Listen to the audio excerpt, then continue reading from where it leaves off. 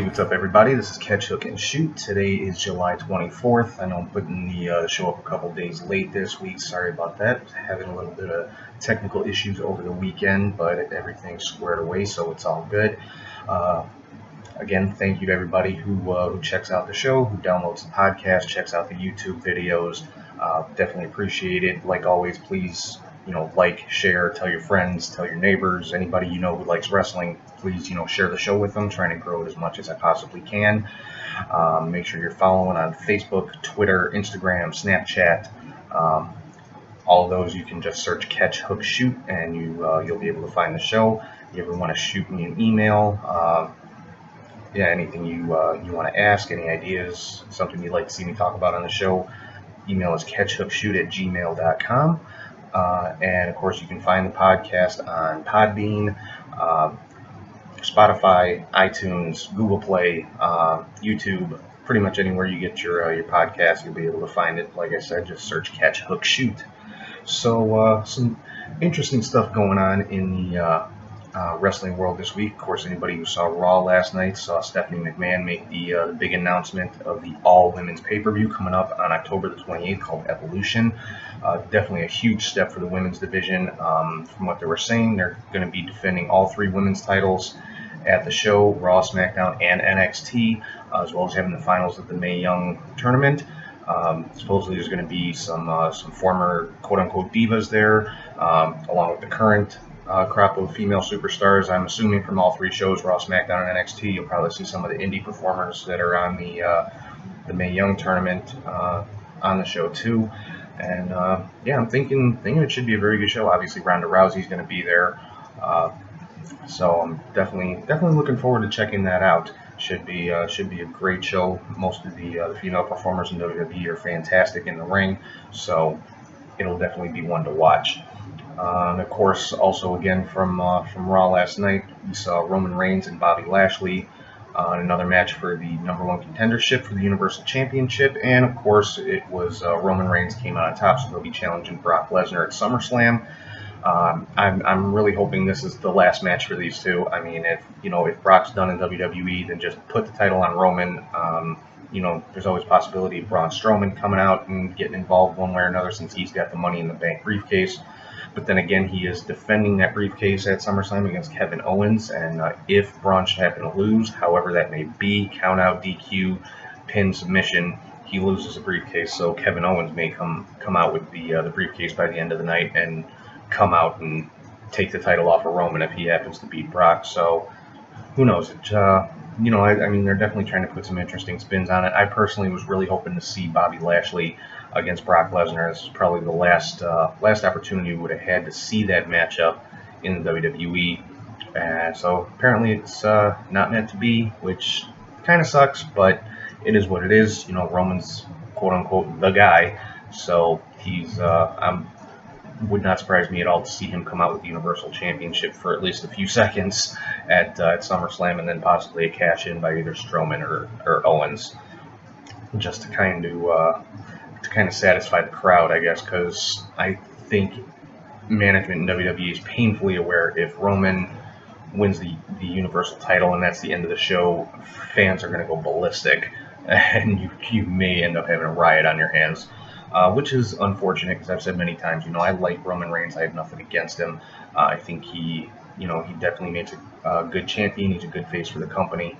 So, it's really kind of sad that just a small cross-section of fans hate on him so much and tend to kind of take over pay-per-views and TV anytime he wrestles. So, again, have to see how that one comes out. But I'm definitely not expecting Brock Lesnar to hold on to the Universal title past SummerSlam at all.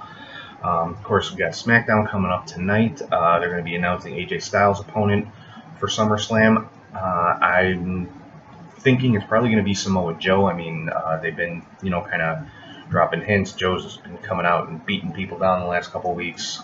And, of course, AJ and Joe have never had a bad match, especially against each other. So it'll be great to see the two of them going at it at SummerSlam. So I'm hoping that's the direction they go. That's what all the signs are pointing to. So we'll find out for sure tonight. And of course, with the SmackDown Tag Team picture, they're doing a 4-team tournament to determine the #1 contender for the Bludgeon Brothers for SummerSlam, and I guess that's going to kick off tonight. Of course, over the weekend, TNA had their latest pay-per-view, Slammiversary. Big news coming out of there. Brian Cage is the new X Division champion, which is, I think, is awesome. Brian Cage is a great talent. It's definitely about time he got a major title. So definitely congratulations to Brian Cage. Also new 6-man tag team champions from Ring of Honor, the Bullet Club, Cody Rhodes and the Young Bucks, the new Ring of Honor 6-man tag team champs. Nick Aldis is still the NWA champion. He had a title defense against Flip Gordon, but of course, Flip didn't come away with the title. So according to the All In Twitter page and everything, he is all out. So have to see if he can find another way to get himself on the show. Also, NXT coming up tomorrow night. I'm going to give a little bit of a spoiler here, but I think pretty much everybody's seen this already. I mean, WWE actually put it up on their own website themselves. But Tommaso Ciampa defeated Aleister Black for the NXT Championship, and apparently they have set up a triple threat match for NXT TakeOver Brooklyn for the NXT title, and it's going to be Tommaso Ciampa, Johnny Gargano, and Aleister Black. Should be a ridiculous match. I mean, Gargano and Ciampa have put on, 5-star main events the last time that they've fought each other. You throw Aleister Black into the mix, it's just going to make it that much better. It's just 3 phenomenal performers getting ready to go at it in there, so that should be a lot of fun. And as usual, I'm just based on this one match, I'm kind of looking forward to NXT a little bit more than SummerSlam. So we'll have to see how the final cards shake out, though. There's still quite a few weeks to go before either one of those shows, so have to see how everything shapes up. So the topic I'm covering on the show this week is something very near and dear to my own heart, and that's the history of the Four Horsemen. In my opinion, the absolute greatest faction in the history of professional wrestling. Anything that's been done by, whether it's Bullet Club, NWO, D-Generation X, Evolution, name a faction, the Horsemen probably did it first.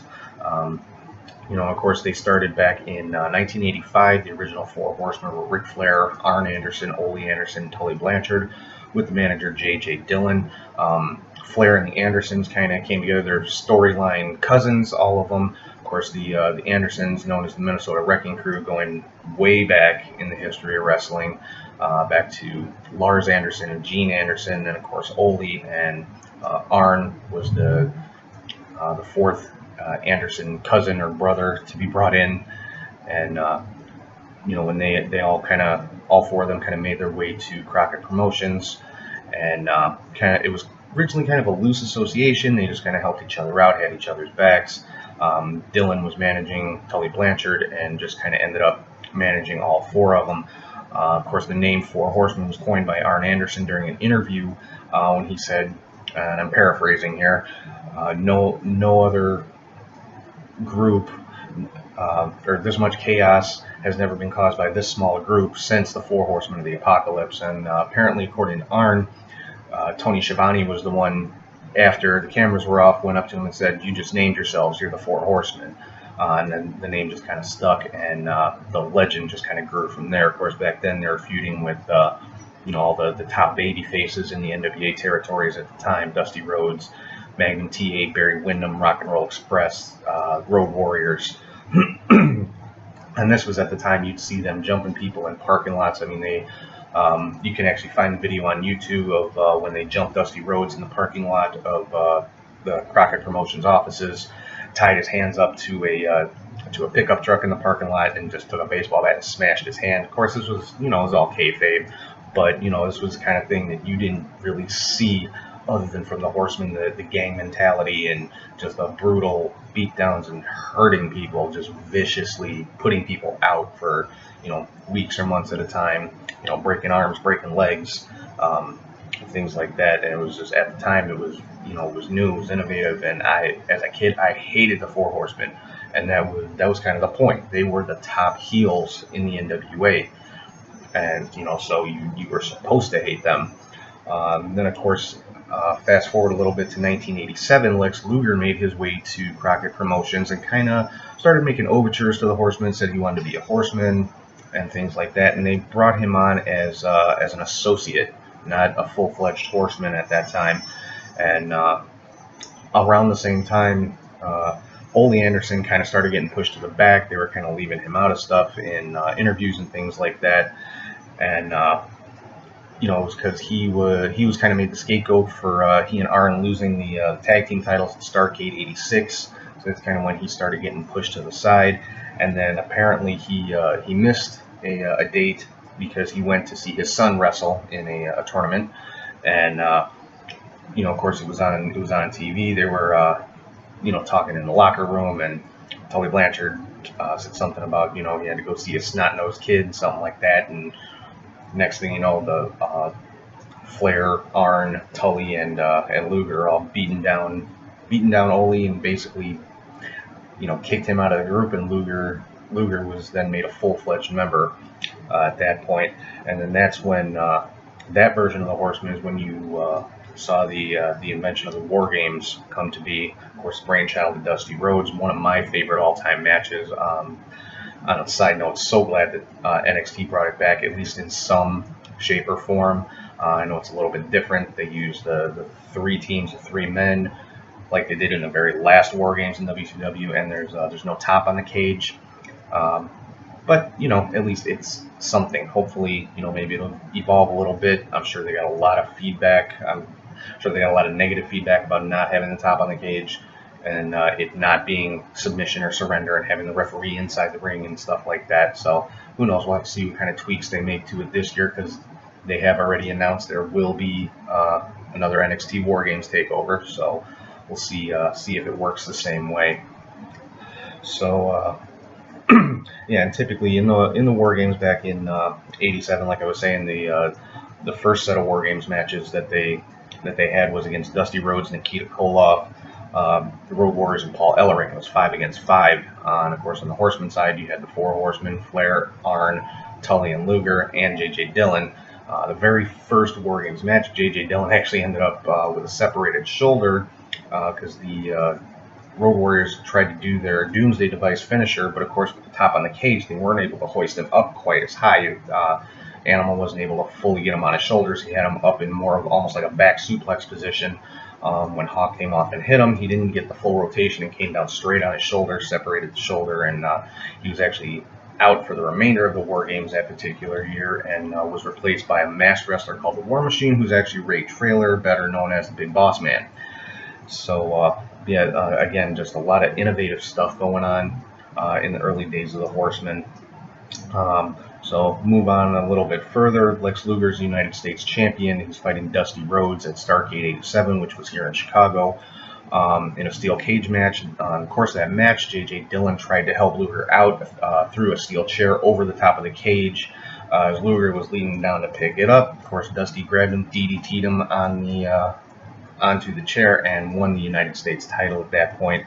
And that was kind of the beginning of the end for Luger. It was shortly after that, you know, he started blaming JJ for losing the title, and once they got to the Bunkhouse Stampedes that year, for those who don't know what a Bunkhouse Stampede is, basically a battle royal, like a street fight battle royal. Guys came, you know, basically dressed in street clothes. You're allowed to bring whatever kind of weapons you want. They did multiple of these at shows throughout, you know, the territory, and basically the big culmination was the final Bunkhouse Stampede. Like, whoever won the most battle royals got a big trophy at the end of it, and it was usually always Dusty Rhodes that won. But yeah, so during one of the Bunkhouse Stampedes, the last 4 men in the ring were Arn Anderson, Tully Blanchard, J.J. Dillon, and Lex Luger, and Arn and Tully kind of made an agreement, say, you know, hey, JJ's never won one of these. We're going to eliminate ourselves and let JJ have this. Well, Luger didn't quite like that idea, so he tossed JJ out of the ring, and Luger took the victory, and that was kind of also his exit from the Horsemen at that point. So, and that's where he, after that, hooked up with Barry Windham, and you know, kind of went on to feud with the Horsemen over the tag team titles. And of course, at I believe it was the first I think it was the first Clash of the Champions. Luger and Wyndham actually beat Arn Anderson and Tully Blanchard for the World Tag Team titles. In the rematch, though, or one of the rematches, Wyndham actually turned on Luger and joined the Horsemen himself. So, of course, that gives us the Horseman grouping that went into the WWE Hall of Fame: Ric Flair, Arn Anderson, Tully Blanchard, and Barry Windham. This, by all accounts, was the best grouping in the history of the Horsemen, because they actually held every major title in the NWA all at the same time. Of course, Flair was the world champion, Windham the United States champion, and Arn and Tully the tag team champions. So, I mean, it's kind of hard to argue when somebody says that was the best group of all time. You know, just take a look at the stats.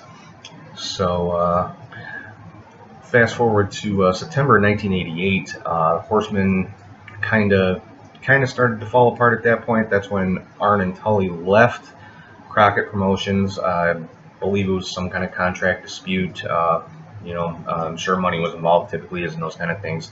And they went to WWF, were managed by Bobby Heenan, were known as the Brainbusters. So Flair, Wyndham, and Dillon were still in the NWA and Crockett Promotions. This wasn't WCW quite yet. And they continued to call themselves the Horsemen. They kind of hinted at adding some new members, like J.J. Dillon actually managed Butch Reed for a little while.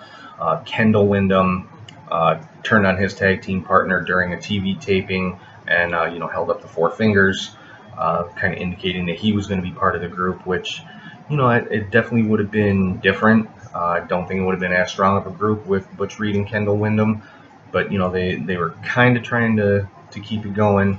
But it just never really caught on. Neither one of them was ever made an official member of the Horsemen. And then, of course, in 1989, J.J. Dillon left Crockett Promotions and took a front office job in the WWF. At that point, Flair and Windham stopped using the Horseman name, and Hiro Matsuda actually took over as their manager, and they started referring to themselves as the Yamasaki Corporation.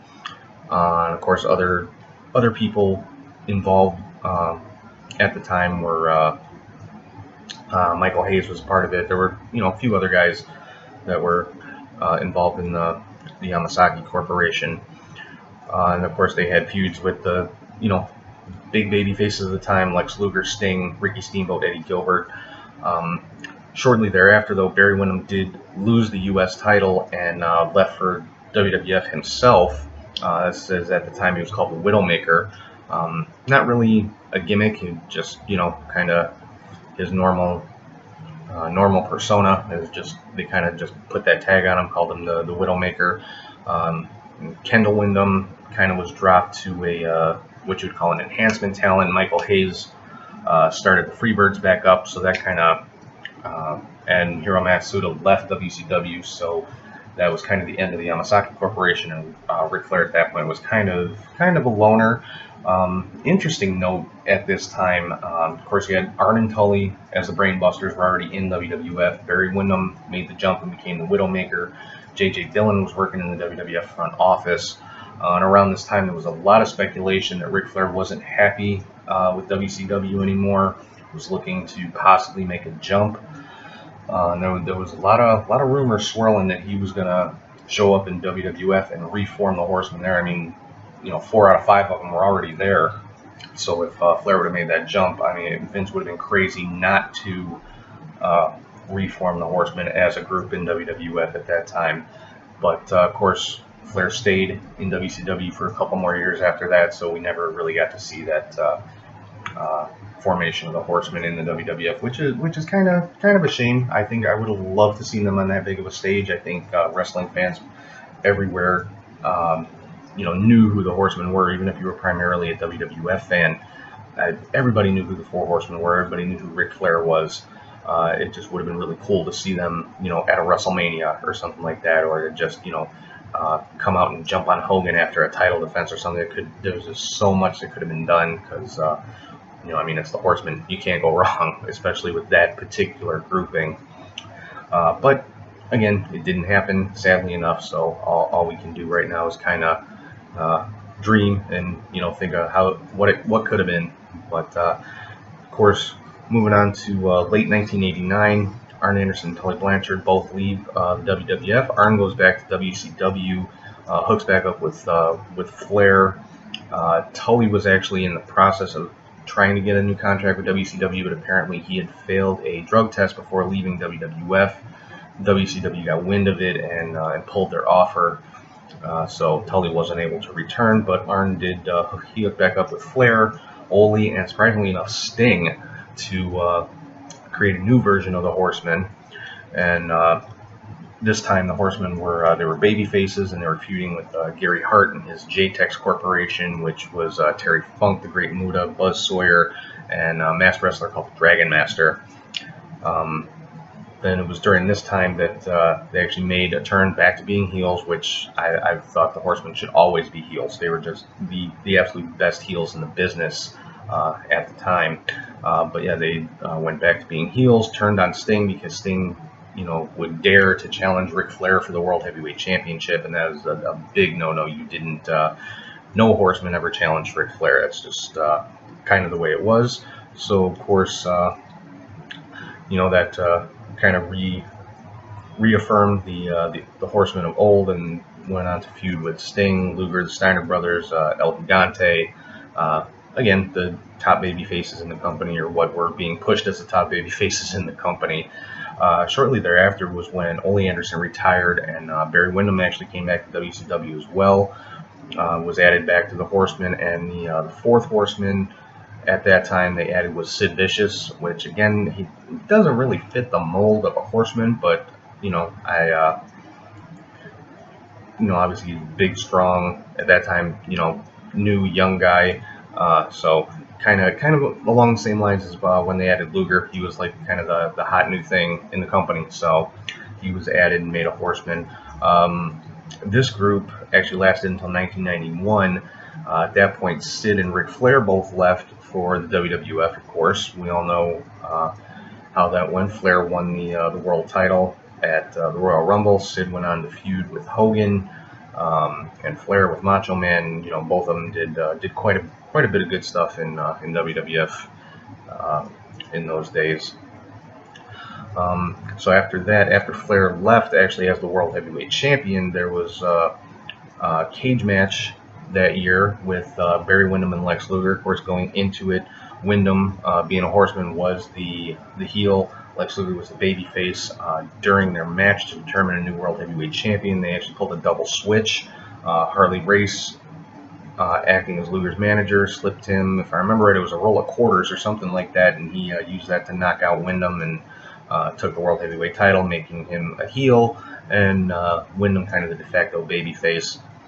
And as far as Arn Anderson, he ended up forming a new tag team with Larry Zbyszko, calling themselves the Enforcers, and they actually joined the Dangerous Alliance, which was, of course, Paulie Dangerously, Paul Heyman at the helm of that one, Rick Rude, Bobby Eaton, and Steve Austin, surprisingly enough. Now just think about the names in that group right there. Arn Anderson, Larry Zbyszko, Rick Rude, Bobby Eaton, Steve Austin, and Paulie Dangerously.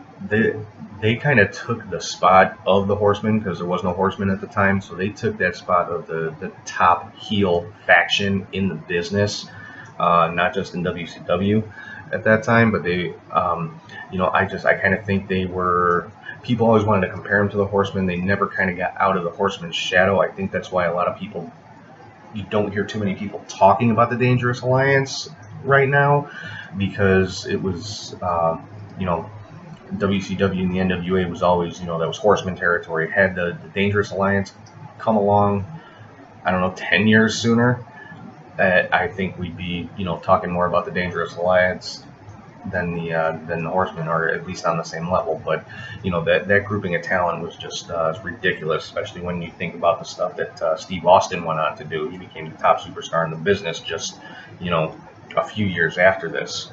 So Dangerous Alliance definitely was a top tier group. It was just, like I said, I don't think they were ever able to shake the Horseman's shadow in the WCW. Then, of course, fast forward to 1993, Ric Flair comes back from WWF. reforms the Horsemen, this time with Arn Anderson and Paul Roma, another one that's kind of out of left field. Roma was, I mean, he was good. He's a talented guy. WWE, he was, I'd say, a mid-carder. He wasn't really an enhancement talent or anything like that. He, of course, had a pretty successful tag team with Jim Powers called the Young Stallions. And, I mean, I like Paul Roma. I just never pictured him as a Horseman. This is actually considered the weakest incarnation of the Horsemen. They, at that time, were feuding with Barry Windham and the Hollywood Blondes, which was Steve Austin and Brian Pillman. So, of course, Steve Austin's name's in the mix again. And this group actually only lasted 6 months. There was apparently an incident during a European tour between Sid Vicious and Arn Anderson involving a stabbing of some sort. So, and Paul Roma, separated from the group, formed a tag team with Paul Orndorff called Pretty Wonderful, which was a good tag team. They were tag team champs for a little while. So, Roma definitely had a much better career in WCW than he did in WWF. And I really think Paul Roma gets kind of a bad rap because, like I said, I never pictured him as a Horseman. I don't hold that against him. I mean, the Horsemen picked their own members at that time, so, Flair and Arn obviously saw something in him. Who would turn down the opportunity to be a Horseman? I mean, and answer me that. I don't think anybody would.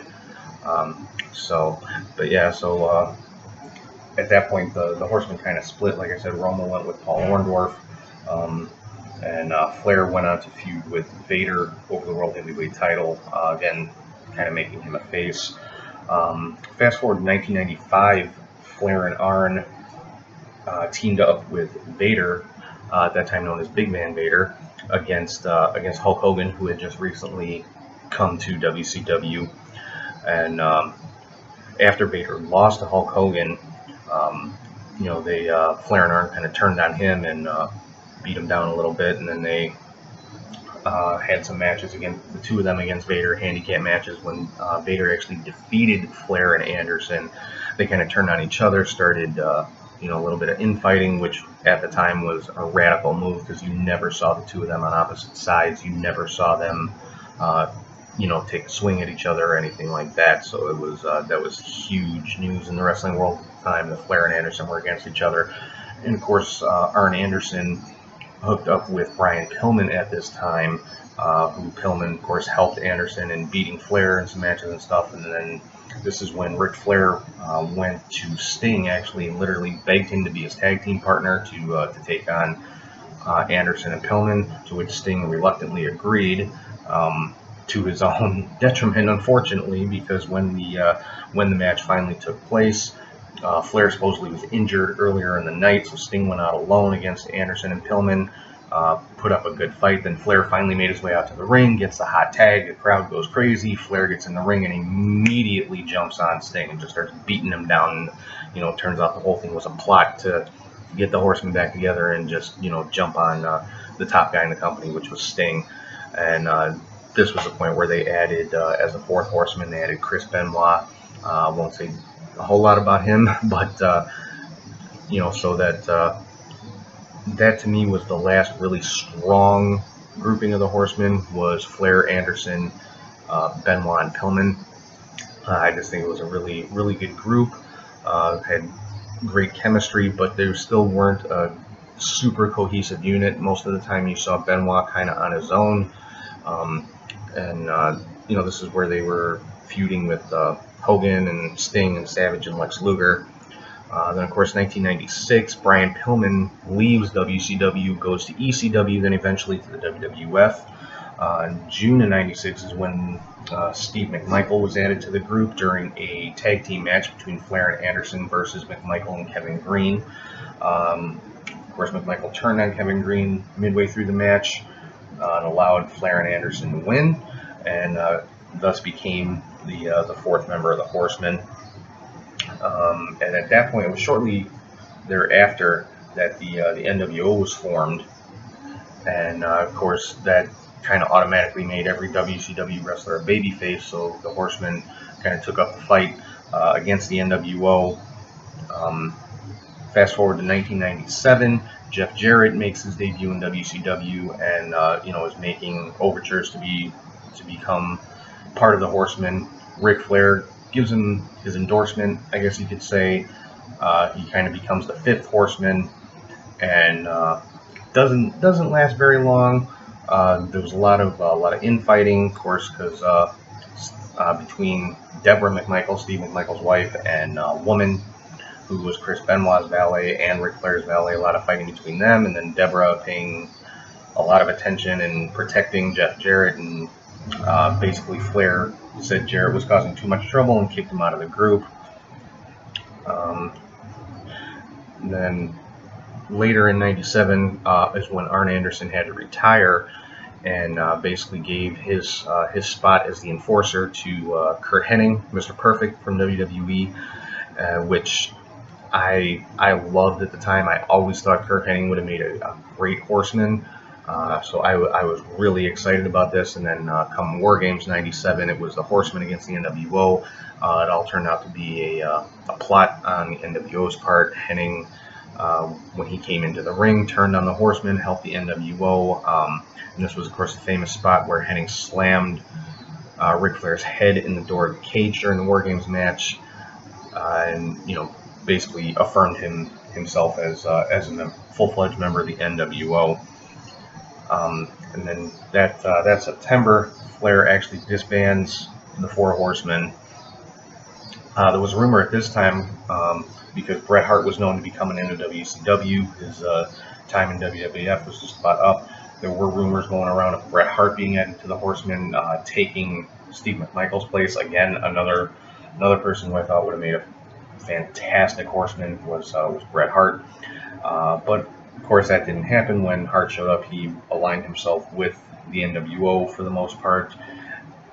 Never really a full-fledged member of the NWO, but he was definitely a heel, so he was on that side. But had that panned out, in my opinion, that would have been probably the best grouping of the Horsemen that you could have gotten, because it would have been Ric Flair, Chris Benoit, Bret Hart, and Curt Hennig.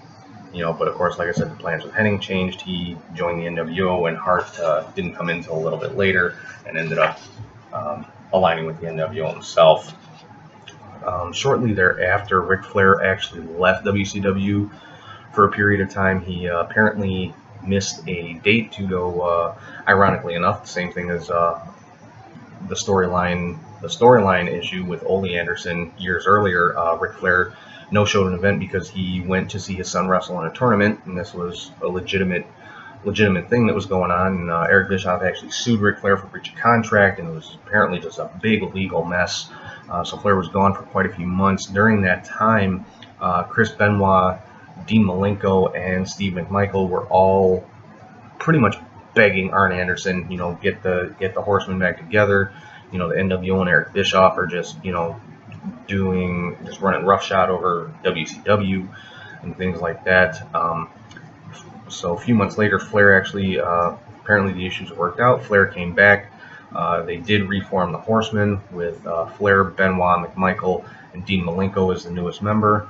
I really like this group. You know, McMichael I never saw as a Horseman. I just didn't think he quite fit the mold, but I like Steve McMichael. I'm from Chicago. I love the Bears. I love Steve McMichael. So you know, I was willing to deal with it. But yeah, I definitely liked the addition of Benoit and Malenko.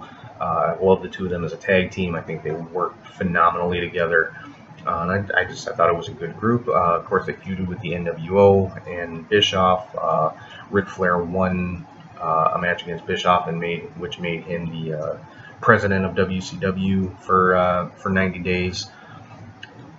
And you know, of course, going into 1999, Steve McMichael actually left wrestling, left WCW, and while Flair was president, he actually gave the United States title to his son David, and basically used Benoit and Malenko to help him keep the title during his matches and stuff. Which, of course, they got tired of it, and basically, you know, said we're done. And that was pretty much the end of the official Four Horsemen. Not the best of endings. They just kind of faded away. The last two just kind of walked away. Benoit and Malenko, and that was pretty much that. After WWE purchased WCW, there was never really an attempt to reform the Horsemen. Of course, there were groups that obviously were inspired by the Horsemen. One of them in 2000 was called Team Package, which was Flair and Luger. That was kind of short-lived. Flair in 2001 formed a group called the Magnificent Seven, which was, of course, Ric Flair, Steiner Brothers, Jeff Jarrett, Lex Luger, Buff Bagwell, and Road Warrior Animal. And then, of course, in WWE in 2003, probably the closest that we've ever had to seeing an official Four Horsemen in WWE was Evolution, which, of course, was Triple H, Randy Orton, Batista, and Ric Flair. Arguably one of the more popular and powerful factions in WWE history. Definitely one of my favorites. Then, of course, when Ric Flair moved on to TNA in 2010, he formed a group called Fortune. And this was Ric Flair, AJ Styles, Desmond Wolfe, who was Nigel McGuinness, Beer Money, Bobby Roode and James Storm, Frankie Kazarian, Doug Williams, Matt Morgan, Rob Terry, and Christopher Daniels. So there was more than 4 guys, but it was, obviously based on the Horsemen because it was Fortune when they originally started, F-O-U-R.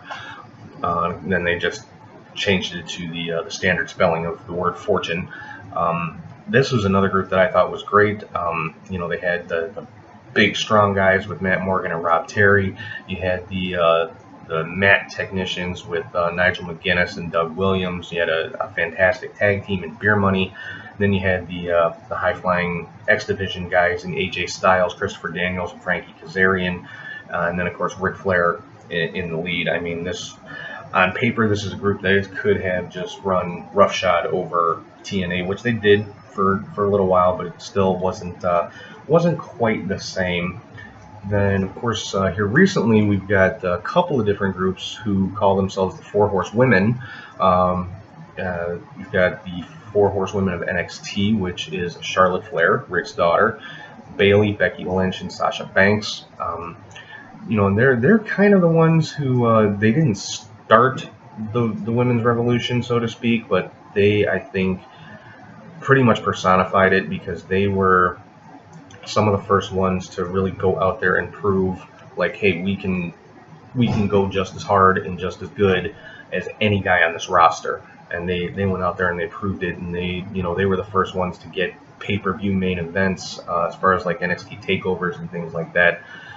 Bayley and Sasha Banks have had some of the greatest matches that I personally have ever seen. And I'm not just talking women's matches, I'm talking matches in general.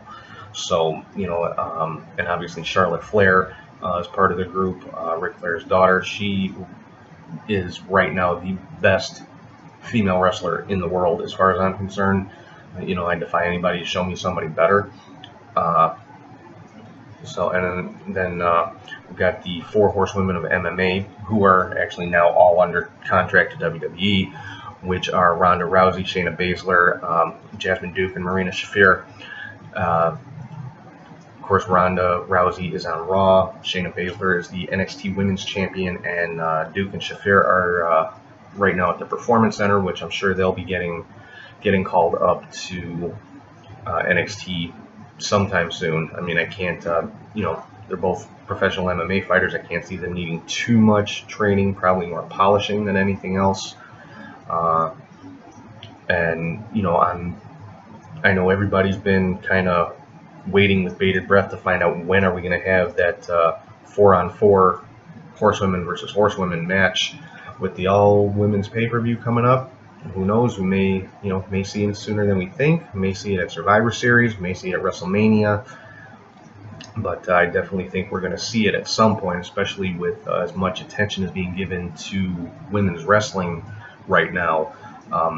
They would be crazy not to do it. And I think if Triple H has anything to say about it, it will definitely happen. So that's it as far as the official Horseman history and official groups throughout the last decade or two since the the original Horseman split, and so now I'm going to get into just kind of having a little fun here, just doing some fantasy booking of my own, because there are some guys on the roster right now and in the last 10 years or so that I think could make a great Horseman type faction. One of them that I've been, that's really kind of caught my eye right now, and I think would be just an amazing grouping of guys. And if you were to bring in Ric Flair, say, as the manager in that J.J. Dillon type role, I think the fans would eat it up, because these are guys that the fans are solidly behind, and I think it would fly. I think it would be great. I don't expect to see it happen. I mean, this is just, like I said, my own kind of fantasy booking. But one grouping that I think would work really well together would be Dolph Ziggler in the lead role, kind of the Ric Flair role, just because he is the veteran. I mean, he's been around WWE for so long. He's so good in the ring, so good on the mic. He's got all the tools to take that spot and be that lead horse, so to speak. Another one I'd like to personally would put in this group is Bobby Roode. Of course, he was part of Team Canada in TNA at the beginning of his career. He was called the Canadian Enforcer. So there is kind of that link there, the little homage that he gave to Arn Anderson at the beginning of his career with that nickname. And I wish Bobby Roode would turn heel. I really do, because I know I'm not the only one. I don't like Bobby Roode as a babyface. It just doesn't seem real. It doesn't seem natural for him. I just think he's a natural heel. He's just great at it. He's good on the mic, again, great in the ring.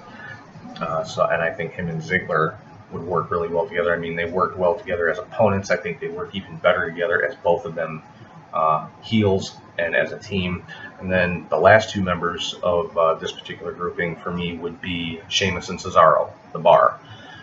I mean, there's no way that those four guys could not believably do the same thing that the Horsemen did back in '88, as far as holding every title on whatever brand they're on, with either Ziggler or Roode as world champion, Ziggler or Roode as the secondary champion, whether it be Intercontinental or US, and the Bar as tag team champions, which they've been already several times.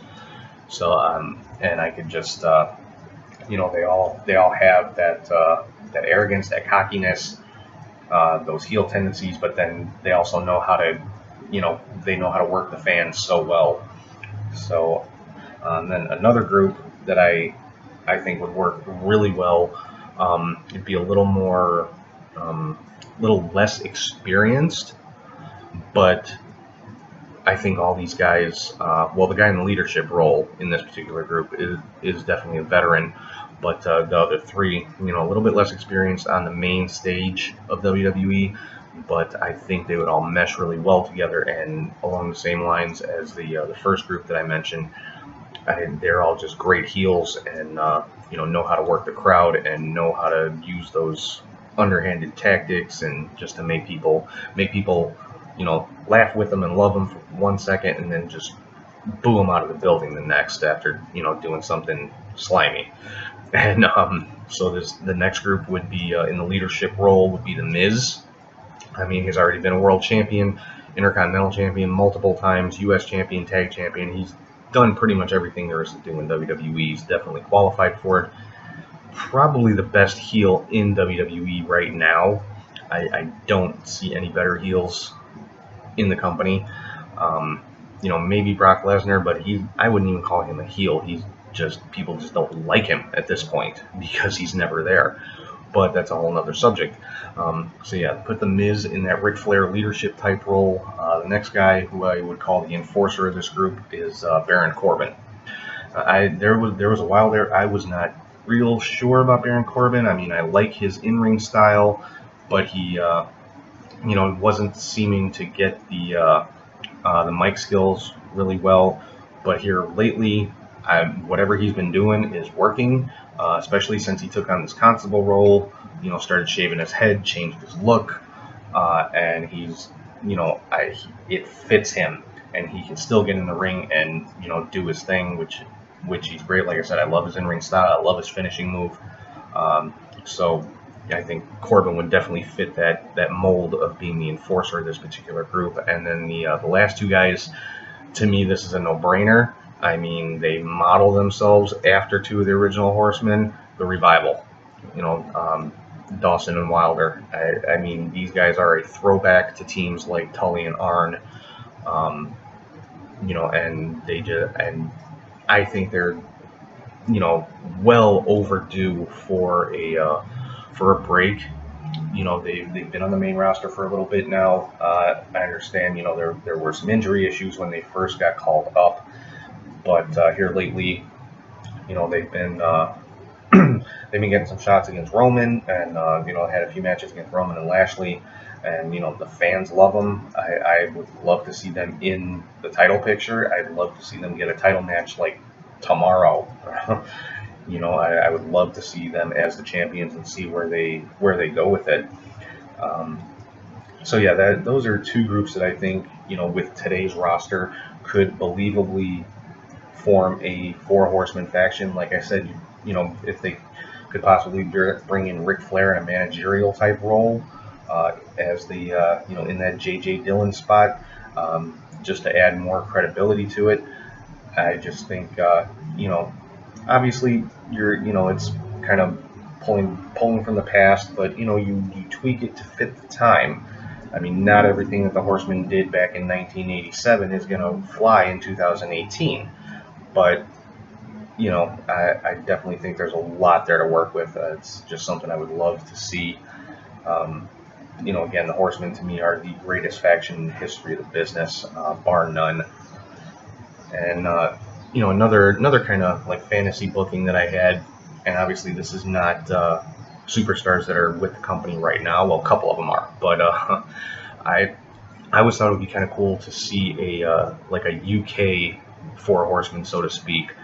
And the guys that I thought would make such a great team would have been Wade Barrett, Sheamus, Drew McIntyre, and Mason Ryan, with either William Regal or Fit Finlay as the manager.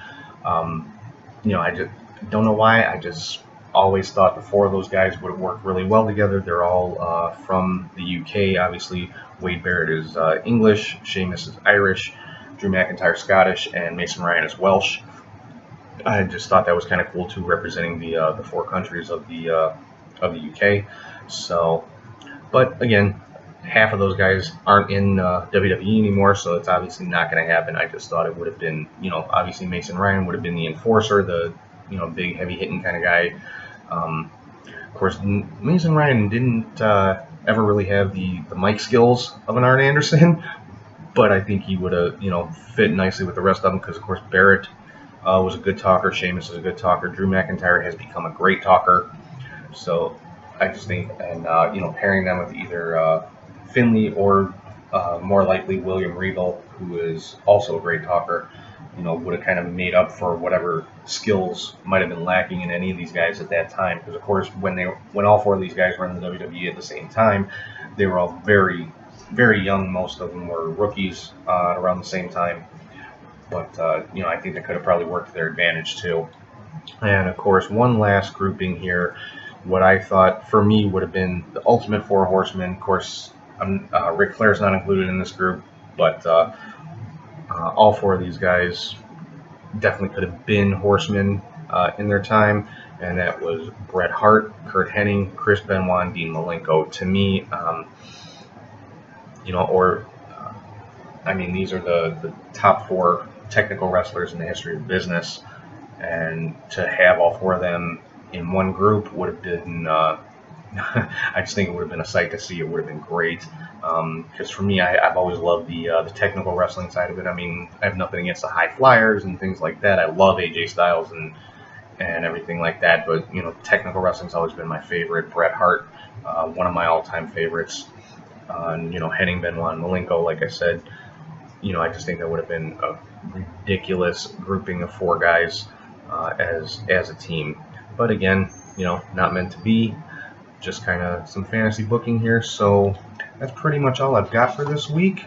Hope you guys enjoyed the little walk down memory lane with the Four Horsemen. What do you guys think? Who would have made a good Horseman? Who would make a good Horseman faction today? You know, do you like my ideas? Do you hate them? Would you switch it up a little bit? Maybe instead of Ziggler Root in the bar, you'd rather see Ziggler Root in the revival. You know, but let me know what you think. Leave me any kind of comments, questions, anything like that. Feel free. Again, make sure you're following the show on Facebook, Twitter, Snapchat, Instagram. Search Catch Hook Shoot. You'll be able to find it. You can find the podcast on Spotify, iTunes, Google Play, Podbean, YouTube. Anywhere you get a podcast, you should be able to find us. Like I said, search Catch Hook Shoot. And if you ever want to drop me an email, it's catchhookshoot@gmail.com. So I will sign off for this week. Thank you to everybody for checking out the show, and I will see you guys soon.